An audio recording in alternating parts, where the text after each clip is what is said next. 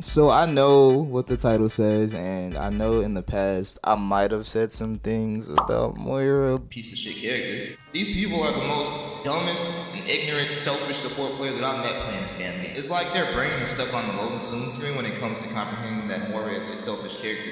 These type of players have a hard time understanding what utility is and how important it is for you to have that for the team. But to be completely fair, I was like high goal when I said that shit, so come on now, it's 2024.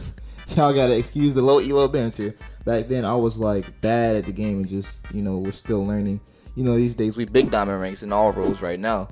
Might not be that high to y'all, but to me, that's pretty high since this is my first Overwatch. Most of y'all know I came from Valorant. Don't even sit here and try to play like that's not the best game ever. But now let me stop. What's going on, my boys? To think that out of all the streams I've cursed insta-log Moira players for being a garbage piece of shit healer, or whatever you want to call it, support. Yeah, I call it the role healer. They heal to me. They spam primary fire, and what does that do? It heals. But now look at me sitting here glazing her. But on a serious note, on the climb to diamond as a support main, or more so as Moira, I've come to realize there's a lot of common situations that call for Moira. One of the more important ones being that you're in a situation where your team or DPS don't understand how to properly make or take space using the high ground as king method. A method which you would think would be a common concept, seeing as it's universally the most objective way to win team fights in every game, every shooter, Apex, Call of Duty, you name it, the list goes on.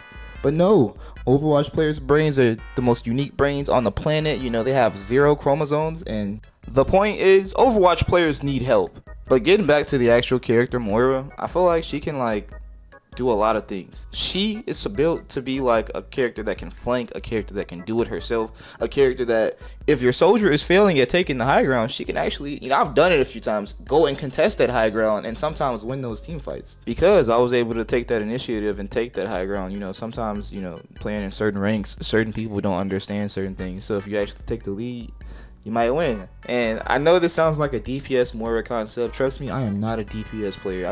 I know when I need to do some things and I enact on those things at certain moments in the game. Alright, so picture this. You're on Gibraltar, you're attacking, you pick Moira and other supporters, whoever they pick. And your team goes Winston, May, and something else. So Winston is a dive character. You know that he's going to jump on the high ground. So what you could do, you could play the role as a extra dive, go up there with him, orb and suck whoever or focus whoever he's shooting with, and you guys are gonna make that kill and be able to get out fast. You fade out, he jumps out, boom, now y'all back to payload.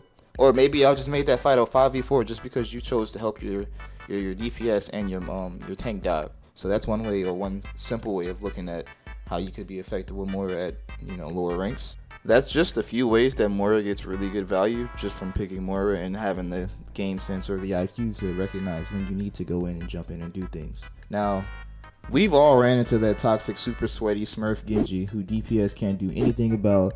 You go Moira, his dive all of a sudden gets a lot riskier, and you can punish the one trick no life Genji main who just thinks, oh, because I play Genji, I'm the most talented person in the world. But there's also other things like how she's anti-dives, so like Sombras and Traces aren't too scary for her to deal with, but she's even more valuable if you know how to manage her ult properly, which 9 times out of 10, most Moiras don't know how to do that. There will be a time where Ramatra is going to build his ult and, use it, and then Moira is going to use her ult before Ramatra uses his ult. But if you can track that, your ult can keep your team up. Even if Ramatra's transformed and ulting you, even if Zarya grabs you, it's been a situation where I've been grabbed by Zarya and not. Why did I say her name like that? Ew, Zarya. Who the fuck is that? But